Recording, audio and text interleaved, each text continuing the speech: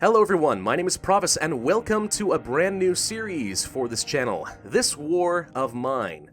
It's a very different type of game than I normally would play, and it's not going to be for everyone, and that's perfectly fine, but I think it is really interesting and I've wanted to do a series on this for a couple of years now, so we're finally going to get around to it. If you don't know, This War of Mine was released in 2014. It got overwhelmingly positive reviews on Steam. It is a 2D survival game where we will be playing as civilians trying to survive in an active war zone, a city that is under siege during a civil war. Buildings around us have been shelled and bombed to crap, resources are scarce, and the people around us can't be trusted. And we are going to do the best we can to survive with our team. It's a really interesting game to me that it tries to explore the horrors of war if you are a civilian trying to live in that kind of an environment, and it really explores kind of the moral implications of whether or not it's better to pursue survival at all costs, even if that means murder and theft, or do you try to hold on to your humanity by giving of yourselves freely to those in need, knowing that that is going to weaken yourself. It's a really interesting game, in my opinion. Since it was released, it has received some free DLC called The Little Ones, which adds children as characters into the game, which is a little bit challenging as well, and we are going to be playing with that today. I did play This War of Mine a fair bit when it was first released. I have not played with the Little Ones DLC, so that's going to be new to me. But I have beaten the game. It took me a lot of tries. It's a pretty unforgiving game if you're going to make mistakes. The autosave features are deliberately restrictive, so that you can't just go back if you make mistakes. But we will kind of pick out our own team today. I'll kind of show you what it's going to look like. I have a pretty good strategy in mind, I think. The problem is I don't really like any of the starting teams. You can see I have beaten the game with kind of the classic starting combo of Katia, Bruno, and Pavle. I actually don't know how to pronounce all this. But anyway, I do want to play with children since we have the Little Ones DLC. I want children to be a part of the team, but I don't really like any of the starting teams with children. It's just a father and his daughter, which is... I don't even know how to begin with that. And a grandfather with his grandson, which kind of meh. So we're going to create our own team today by going to write my own story. And I have a team in mind. We're going to start off with Marin, who is a pretty decent character in my opinion. He is pretty good at building things, saves some resources, though that's pretty much all he's ever good for. We will be playing with Marko, who is a very good scavenger. Not the best scavenger. Boris is probably the best, but Marko's pretty good all around. But he can't really do much of anything else. And then to add the extra challenge into this playthrough, we will be playing with Christo and Iskra. Christo being a concerned father of Iskra. And Iskra is pretty much going to take up a lot of our food and a bed, and she's not going to be able to do much, but she's going to be there, so we'll see what we can do with this team. And as far as everything else, as far as the city map and stuff, I've already kind of played with that. We will be going with a halfway through winter, moderate harshness, kind of some basic stuff. We'll have about 35 days, I think, until the ceasefire. And we're going to be playing with this. So I'm going to go ahead and load this up, and we will talk about my playstyle, my early game strategies, and exactly what restrictions I will be placing on this campaign. I will see you there. Day 1 of the siege. Alright, so the game begins. And it looks like we are going to start off in the old house. They did add in a second starting location, just to kind of add some extra variation to the game. There's no real difference between the two, though. So I guess it's okay to start off with the classic combo. There's Iskra walking around. Yeah, children don't do much in this game, unfortunately. They eat your food, and they get sad a lot. And they take up one of your valuable party member slots. So children are pretty much only a hindrance in this game, as far as I can tell, which makes sense, right? Because what are children going to do in an active war zone? It's kind of terrible for them, but oh well. War has been raging for countless months, and the besieged city has been reduced to a sea of ruins by constant shelling. Going outside during daylight is like inviting snipers to target practice. Everything is in short supply, and what little aid reaches the city is seized by the most ruthless and best armed. Few residents were lucky enough to flee. The unlucky ones, who missed the last refugee convoy, are left to fend for themselves. Ordinary people, huddling in the ruins, relying only on each other to survive. And that's going to be us, Marin, Marko, Iskra, and Christo. Okay. So, whoops, pausing won't do me much good here. Marin is starting off slightly wounded. Oh, joy. That's a good start for us. Marko, at least, is going to be in pretty good shape. So, let's go ahead and immediately start clearing this area out. Iskra, I don't think you can do much. Can you scavenge? She's sad already. Of course she is. Why wouldn't she be? You go ahead and break open this door. So we're going to go through our starting location here and try to gather up what resources we can. Looks like Iskra actually can scavenge. I was not aware that she could do that. Well, then I guess she's not completely useless, although she's certainly going to be at least a little bit of a hindrance. Let's go down to Marko, see if you can start clearing out some of this rubble. It's going to take a little time to clear out big things of rubble if you don't have a shovel. But of course, we don't start off with anything in this game. We're just going to have to go through our starting environment and see what we can find. If we get lucky, we'll find something really good. Like a gun. A gun would be awesome right about now. But yeah, so if you don't know, basically there's a lot of resource management and crafting that's going to be in this game. Obviously, we'll need food in order to keep everyone alive. Components and building materials like lumber will certainly be pretty useful. Sugar, water, components, herbs. So far we haven't found any food, and there was apparently nothing in this pile. Well, that's unfortunate. Okay. Marin, tell you what, why don't you go switch jobs and come down here, and we're going to start building up some metal workshops and stuff like that. Christo, why don't you pick up that job where he last left off?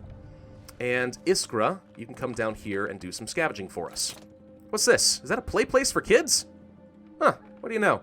We are lacking a part, unfortunately, in order to make an improved workshop, but that'll be fine. Let's go to Marin and say, I want you to build a metal workshop. There we go. We're going to place that right over here, I think. So a workshop is where you're going to be building a lot of your, well, your stoves and components and stuff like that. Metal workshop is where you're going to be building tools, basically, which is pretty useful. We can have Iskra talk to a lot of people because she is currently sad, and hopefully that makes her a little bit happier. I wish I could play some board games with someone. Yes, you poor, poor child. Honestly, I can't even imagine what it would be like to be a kid in a war zone. That's absolutely horrifying, isn't it? And this game is intended to be kind of dark and depressing and to make you think. I mean, that's exactly what they're trying to do with this game. So that's one of the reasons I really love the art style. It's deliberately kind of dark and depressing. You don't really get that in a lot of other games. That's one of the reasons this was so highly rated. Alright, we do have a little bit of food. That's good. Some vegetables, a little bit of raw meat, some sort of food here, some more herbs, parts, good, sugar, water, more electrical components. Getting a surprising number of electrical components, which is actually okay. I don't mind having that. Components, electrical components are often kind of hard to come by, naturally, in the world. This door is locked, which is one of the reasons I'm having Marin build us a crowbar in our brand new tool workstation. We're going to need that. Marko, you can't open this without a crowbar either. So, crowbar is now done. Good. Why don't you open this thing up? See what kind of goodies are hiding in there, and then we'll have Christo open this up. I like how Iskra is deliberately coming over to her father whenever she's feeling sad. Aw, Christo's playing with his daughter. That might make her a little bit happier. That's kind of cool. I like that. Little features in the game, you know? Kind of cool stuff. All right, Marin, why don't you go ahead and open up this door. We're going to have to dig through a heck of a lot more rubble. Preferably before the day ends. I do want to build a stove at some point. I also need to build a couple of beds so that Marin can rest for a while. He is slightly wounded after all. Why don't you go ahead and start digging away. You also can start digging. And it looks like Iskra is happy. Yeah, let's try again tomorrow. You happier now? She's still sad, but should improve her mood at least a little bit. Yeah, it's going to take a long time to dig through this stuff without a shovel, but here's the thing, you don't really need a shovel. A shovel is certainly convenient, because otherwise it's really boring having to kind of dig through the rubble, but it does take up some valuable components and parts and stuff, which I'm really not eager to spend if I don't have to, so. She wants to play again? Gosh dang it. This girl is so needy. Now, again, can't really say that I blame her. But yeah, so let's talk a little bit about some of the restrictions that we're going to be playing with this game. Like I said before, there are some interesting moral implications as far as surviving at all costs and becoming kind of a renegade, or trying to retain your humanity and be compassionate to your neighbors and give of yourselves freely, knowing that that is going to weaken you in the future. And we are going to add in the extra challenge in this game in trying to be paragons of virtue. We're going to try to be good people. We're going to give freely of anyone who asks for help. We're not going to think too much for ourselves, right? We want to retain our humanity the best we can and try to get the best ending for the game, because depending on how you respond to certain events and what good or bad deeds you do, it does change the end of the game, the epilogue. And I would I'd rather get a happy ending, wouldn't you? So we're going to go for that today. What do we got down here in the cabinet? Lockpicks, okay. Some more herbs, more sugar, more water, and some jewelry. Good. Jewelry could be useful for trade later in the game. So, Marin, why don't you come over here? We're going to need to build some beds out. Give these people some places to sleep. And we actually will need to have 2 in order to keep everyone well rested, because we do have 4 party members. You can get by with 1 if you have only 3 party members, but once you have 4, I think you're going to need to have 2 beds. What is this? A swing. Well, that's new. It's just a simple swing, but for a kid, it's a never-ending source of fun. That could be important for us, but maybe not right now. Now, Marin, the reason I'm having him do all of his building is because of his special trait, where he does save some resources. He's a handyman. So everything costs him a little bit less to build, as opposed to everyone else. And considering resources are so scarce in this game, that's a pretty sizable advantage with Marin. A lot of other characters have their own special abilities. Christo, as a determined father, I'm not too sure exactly what he does. I think he's more worried about his daughter than anything else. Let's see.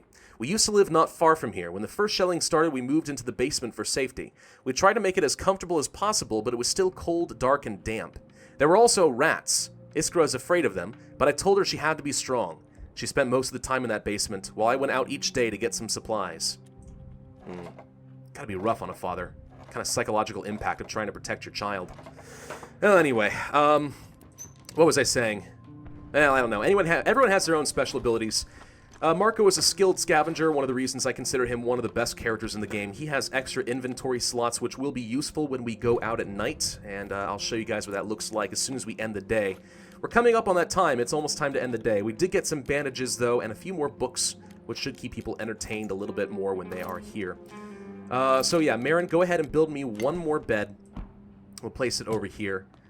And Iskra, let's see what your story is. Hello, my name is Iskra. My mum is visiting my grandma, so my dad looks after me now. We will meet again when those soldiers go away. Dad says that they will go away when other countries send us help. I hope it's soon. I miss Mum. I miss my friends. I miss my room, TV, and ice cream. Did you know we had to live in the basement? Dad said it was safer like that. Can I look around here? Oh, she's playing on the railings. Little details in this game, I swear, sometimes. What about Maren? What's your story? Something broke, I can fix it. Any worthless trash lying around, I can make plenty of useful stuff out of junk. And I don't waste material. All of them. Parts, bits of wood, plastic pipes, and all the other things. I know how to make tools, furniture, stoves, heaters, whatever. Given enough time, I can make this place look like a proper home. I wish it was equally simple with mine. With your home or with your life? I don't know. What about Marko? Let's take a look at his last story. I thought I'd been through hell before. I'm a fireman. I've entered blazing buildings to save lives more times than I care to remember. But back then, I had people teamed up against a common foe, namely the fire. Nowadays, your former neighbor can kill you because your grandparents spoke a different language than his. This is true hell on Earth. As we play the game and just days go by, we will see more and more of their story kind of getting revealed, what the early days of the war looked like, how they survived. Like I said, a harrowing story, no doubt about it. But anyway, Marko's pretty good. There are a lot of other really good characters as well. Bruno, for example, would be really good at cooking. He saves food and water and fuel, basically, as he cooks. Katya is a really good trader. And a few others that I haven't really messed too much around with, but they're certainly around. It's almost 8 p.m., which means we're about to end up the day. There's nothing else that we absolutely need to start us off. We're going to get everything open, which is pretty good, and we're going to have a couple of beds. Tomorrow, we will definitely want to get a stove going, so we'll be able to cook our food, and a few other resources would be kind of nice. All right, Maren, why don't you go ahead and get into bed, and hopefully you can kind of rest off your little scritchy scratches. Marko, of course, is going to be the guy we're going to use to scavenge today. Iskra will sleep in a bed. Christo, there's actually not much reason to have anyone guarding on the first night. The first night should be clear, so I'm going to have you just sleep on the floor for now. Actually, no, we have 2 beds. You can guard. Why not? Iskra, I almost always will have sleep in a bed. She's a child, of course. Children have to have their sleep. And Maren, since he's wounded, yeah. All right, so Marko, you can only have 1 person scavenge at a night, which is kind of sad. I wish you could send out an entire team. That'd be great, but we'll make the game a little bit too easy. We have the Abandoned Cottage to start us off. A family barricaded themselves in the house, but despite their efforts, looters got inside. It's been abandoned ever since. Could find some food, materials, meds, weapons, parts. There's the shelled cottage, which is also pretty good. People fleeing for their lives in a hurry, so we could find some useful stuff there. More food, materials, meds, weapons, and parts. And the ruined block of flats. This block of flats has seen some heavy fighting. Most people had fled the area before the rebels clashed with the military. Again, some similar stuff. There's actually 3 pretty good starting locations. Not really any danger here, so I guess we'll start off with the Abandoned Cottage and see what we can get. I will bring my crowbar along in case we find something that is locked. And let's see what we find. Hopefully something useful. On the first couple of days, I generally would advise people getting only materials, building materials. But come the second or the third night, you're going to want to have stuff that you can use to trade, stuff that you can use to cook with, and so on. I'm going to go ahead and start immediately digging through this pile right here, because it's going to take a little while, and we have until about 5 a.m. to get out of this place before dawn breaks and snipers become a threat. So let's go ahead and get the long stuff out of the way first, and we'll come back to that. One thing that I suppose is worth pointing out is you can see this kind of ripple effect going around Marko right here, and that represents the noise that he is currently making. In an abandoned environment like this, it's not a big deal, but if we ever do have to sneak into a place where the militia or some bandits or elderly couples are walking around, the amount of noise you are making is going to be very relevant, because you don't want to get caught. There is a lot of stealth that could be involved in this game, if you play it correctly. We're going to go ahead and open this thing up, because I'm pretty sure there's going to be a lot of goodies inside, and sure enough, there are. We have some bandages, cigarettes, shell casings, gunpowder, which we could use to make bullets, and some actual ammunition.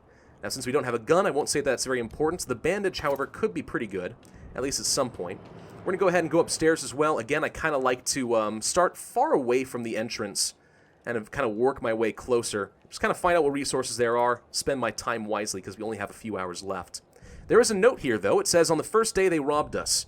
2 days later, they murdered our girls. I shot every one of them, but I don't want to use the gun anymore. It's broken and buried in the backyard.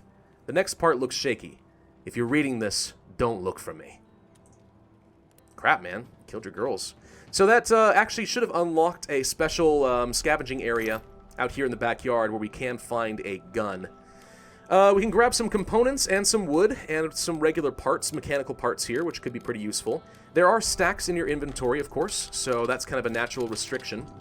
You can see here you can only stack up to 4 for the components and 2 for the wood, so you gotta be really, really cautious, or really, you just gotta manage your time and your resources wisely. You only have so many inventory slots to work with. You can only get so much per night. So you gotta be very selective, I guess is what I want to say, about what you are grabbing.